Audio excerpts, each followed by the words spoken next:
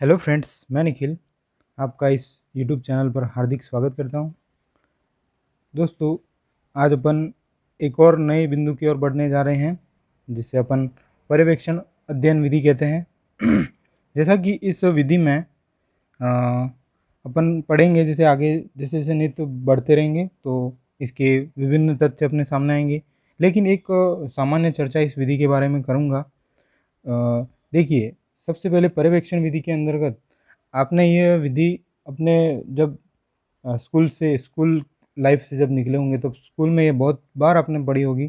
जैसे आप कहानी विधा पढ़ रहे थे, कहानी जो पढ़ रहे थे, तो सबसे पहले आपको शिक्षक क्या करते थे, क्या सबसे पहले आपको बोल देते थे कि आप पढ़े पहले, फिर उसका सारांश वो बाद में बताते थे। तो इस प्रकार से पहले आपको पढ़ने को बोलते थे, फिर बाद में उसे जांच करके उसका सारांश बताते, और कोई समस्या आती तो वह बालक को शिक्षक से पूछकर उसका निवारण करता था। तो इस प्रकार से इस विधि का उपयोग करते थे। देखिए, पर्यवेक्षण विधि की को अपन दूसरे नाम से क्या जानते हैं, निर्देशित स्वाध्याय विधि।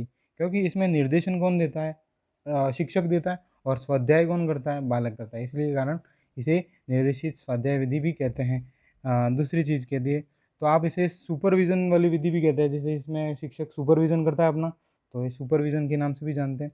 इसके प्रवर्तक मॉरिसन थे, और कहीं-कहीं इसके प्रवर्तक डेज़ी मोरवल करके भी दूसरे बताए गए हैं, लेकिन सबसे ज़्यादा किताबों में ये मॉरिसन ज़्यादा बताया हुआ है। तो इसे आप ध्यान में रखें, और कहीं अगर वो आए तो अगर ऑप्शन में ये नहीं दिखे तो वो टिक करना है अपन को। अब अपन अर्थ के बारे में पढ़ेंगे। इसका अर्थ शिक्षक के पर्यवेक्षण में, यानी कि सुपरविज़न में शिक्षार्थी के द्वारा किया जाने वाला स्वाध्याय पर्यवेक्षण अध्ययन विधि कहलाता है। तो देखिए, अब शिक्षक क्या करेगा, पर्यवेक्षण करेगा, तो उसके स्वाध्याय में, उसके सानिध्य में अपन जब पढ़ रहे हैं तो इस विधि को ही अपन क्या कहते हैं, स्वाध्याय पर्यवेक्षण अध्ययन विधि कहते हैं। तो चौथे पॉइंट पे अपन पढ़ने जा रहे हैं।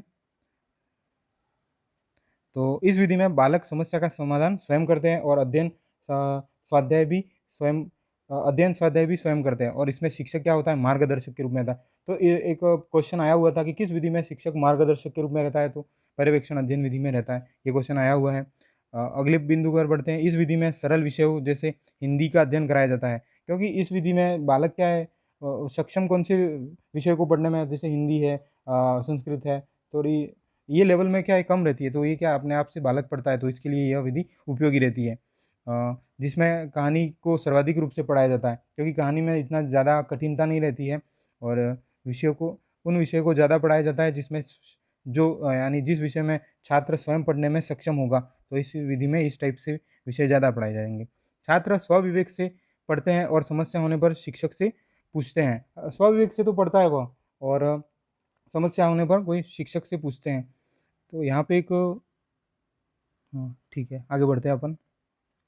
इस विधि में बालकों को द्रुत अध्ययन, वाचन की प्रणाली तथा सूक्ष्म शिक्षण प्रणाली में सुधार आता है। क्योंकि क्या होता है कि जैसे ही अपन को स्वयं पढ़ता है बालक, और फिर क्या होगा, पढ़ पढ़ लेगा, उसके बाद उसके क्वेश्चन कराएंगे शिक्षक उसको, तो क्या होगा, इससे पहले तो वाचन प्रणाली में, यानी कि द्रुत, यानी कि द्रुत में, यानी कि फास्ट से पढ़ना सीख जाएगा पहले तो, यानी कि उसके पढ़ने में तीव्रता आ जाएगी। सेकेंड चीज़, सूक्ष्म वाचन कर पाएगा, और यानी कि इसके बाद में लेखन कौशल बढ़ेगा, उसका वाचन कौशल बढ़ेगा। क्योंकि प्रश्न पहले क्या, टीचर उसका सारांश बता देगा, फिर उसके प्रश्न करवाए जाएंगे, तो प्रश्न करवाने के उपरांत उसके लेखन कौशल में वृद्धि होगी।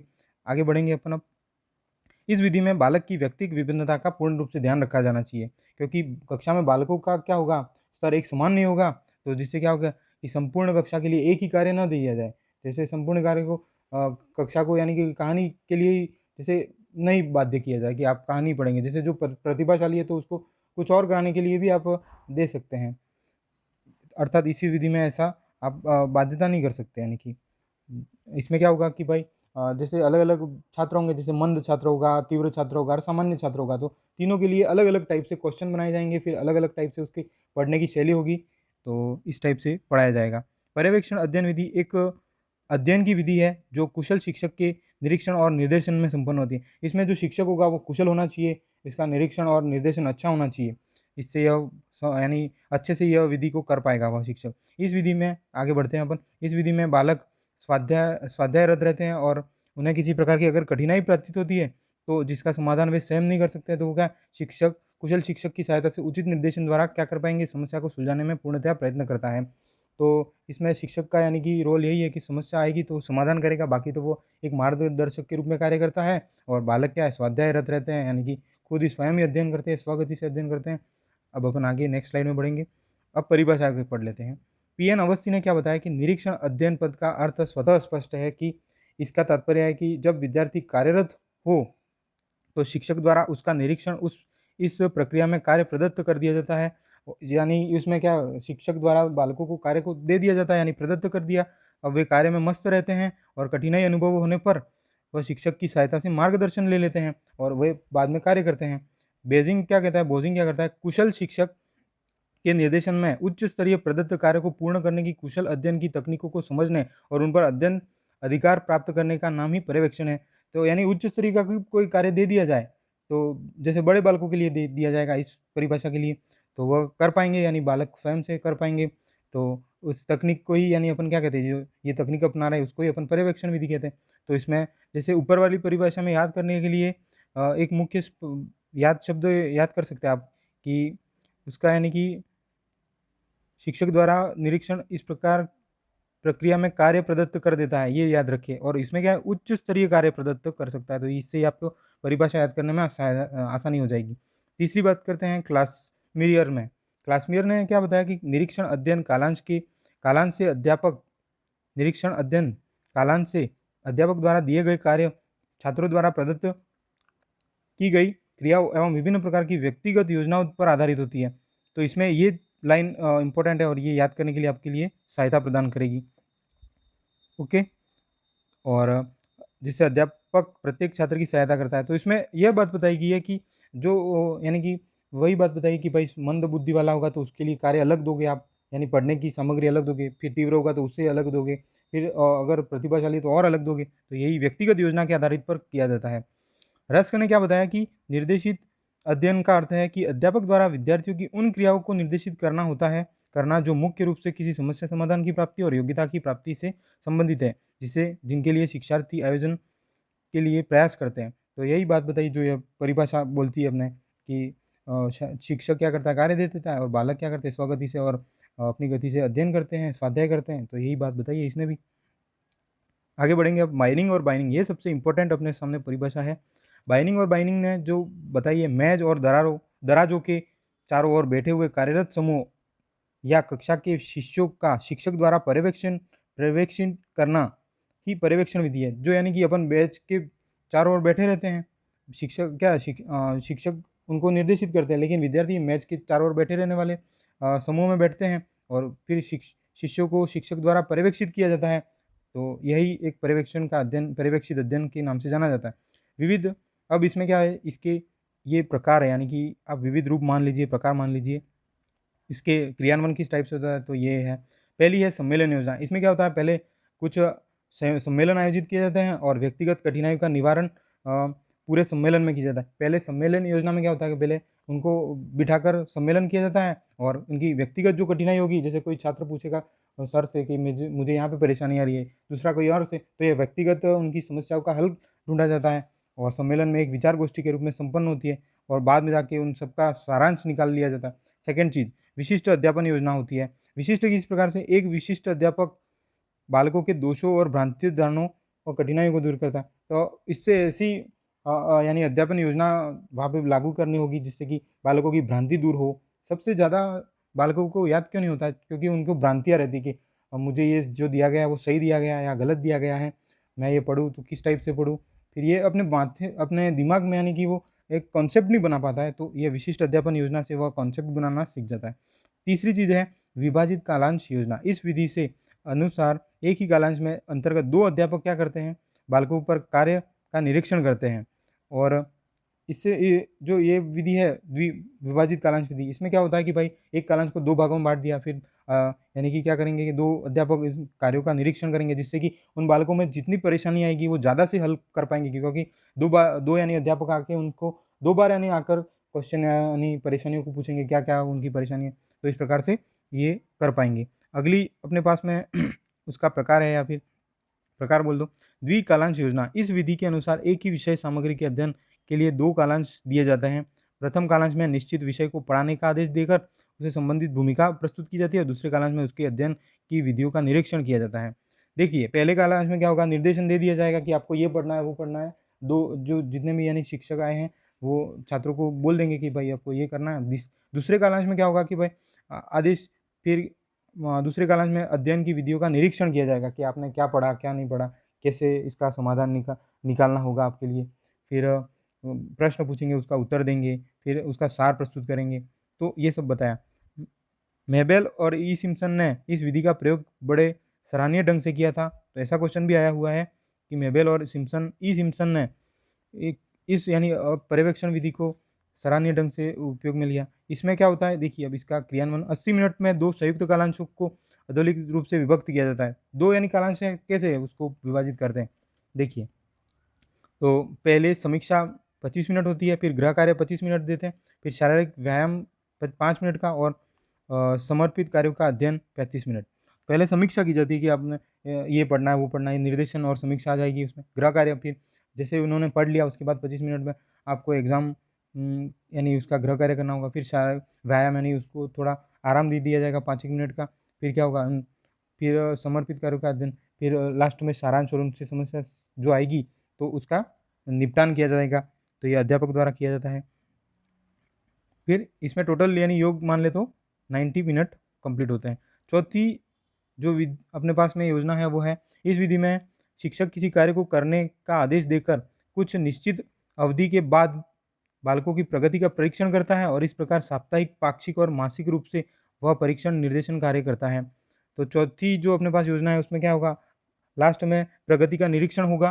फिर क्या होगा, इस प्रकार वह प्रत्येक सप्ताह में क्या करेगा, वह या प्रत्येक सप्ताह यानी 7 दिन, 15 दिन और 1 माह में वह परीक्षण और निर्देशन का कार्य करता है। तीसरी योजना में प्रत्येक विषय के लिए प्रति सप्ताह 1 घंटे निरीक्षण अध्ययन के लिए निर्धारित किया जाता है। ये क्वेश्चन भी इम्पोर्टेंट अपने सामने आया है कि जो योजना होती है, ये पर्यवेक्षण योजना, इसमें सप्ताह में 1 घंटा अलग से निकालना पड़ता है अपन को। तो अब आगे बढ़ते हैं, पर्यवेक्षण विधि के गुण के बारे में बात करते हैं। इस पद्धति में व्यक्तिगत संलग्नता के सिद्धांत का अनुकरण किया जाता है। तो व्यक्तिगत संलग्न इसलिए मान लें आपके जो अध्यापक व्यक्तिगत रूप से किसी बालक की समस्या को हल करते हैं, तो वही व्यक्तिगत संलग्नता का सिद्धांत मान लें आप। ठीक है, सेकंड चीज़ आ गई, पर्यवेक्षित अध्ययन स्वाध्याय की एक विधि है, जो अपन कह सकते जैसे इसमें क्या है, बालक स्वाध्याय कर रहे हैं तो ये पर्यवेक्षित विधि स्वाध्याय की विधि मान ली। अब देखिए तीसरे पे आते हैं, पर्यवेक्षित अध्ययन छात्रों को आत्मनिर्भर और कुशल बनाता है।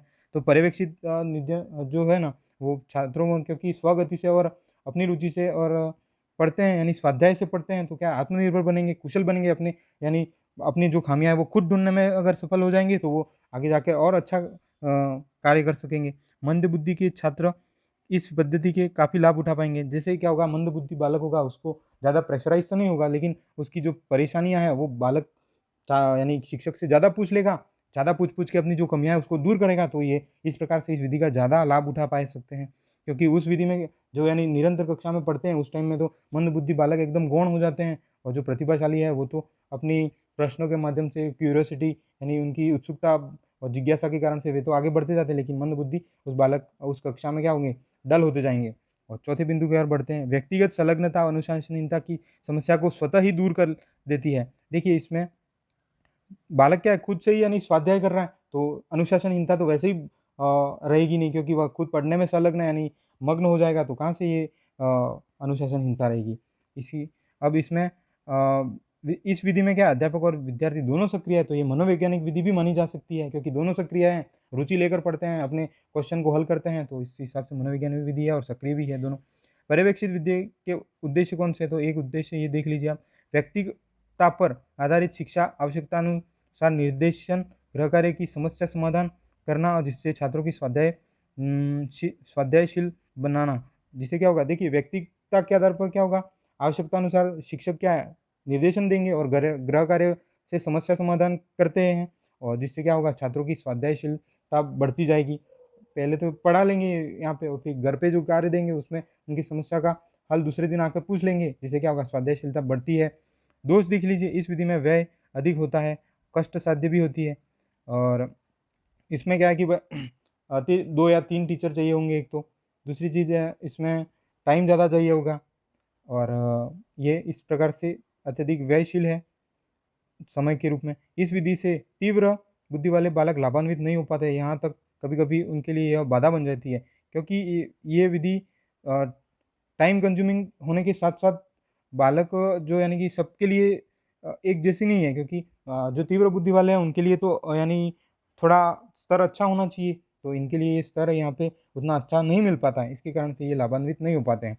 यह विधि केवल कुशल शिक्षक द्वारा ही सफलतापूर्वक अपनाई जा सकती है, छोटी कक्षाओं के लिए उपयोगी नहीं है। यह विधि केवल यानी कुशल शिक्षक होने इसलिए आवश्यक है, क्योंकि अगर शिक्षक को इतना ज्ञान नहीं होगा बालकों को कहाँ समस्या आ रही है, कहाँ नहीं आ रही है, तो फिर वह यह यह जो विधि पढ़ाने का उद्देश्य है वो खत्म हो जाएगा, जिसके कारण से यह उपयोग नहीं कर पाएंगे। तो यह सफल यानी कुशल विद्या यानी कि शिक्षक होना आवश्यक है इस विधि के लिए, और छोटी कक्षाओं के लिए तो बिल्कुल ही उपयोगी नहीं है। तो इस प्रकार से आज की विधि को अपन ने कंप्लीट किया। और दोस्तों आपसे एक और आग्रह करूँगा, आपको हमारे वीडियो पसंद आ रहे हैं तो ज़रूर लाइक करें, क्योंकि शेयर करें उसको, और शेयर करने के साथ में अपने जो चैनल है उसको आगे बढ़ने में सहायता मिलेगी, अन्यथा ये चैनल अपने यहाँ पे ही सीमित हो जाएगा। तो कृपया इसे सब्सक्राइब और शेयर ज़रूर करें अपने दोस्तों के साथ में।